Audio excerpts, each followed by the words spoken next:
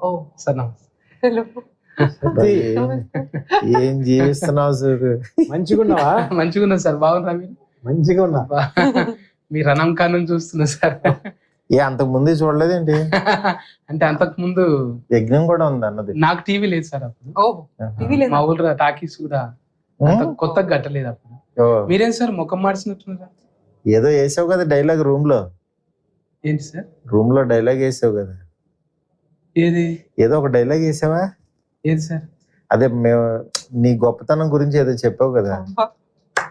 ఏది? అదే నువ్వు చాలా మంచోడు అని, చాలా అంటే సాఫ్ట్ పర్సన్ అని. కాదు కదా, సాఫ్ట్ పర్సన్.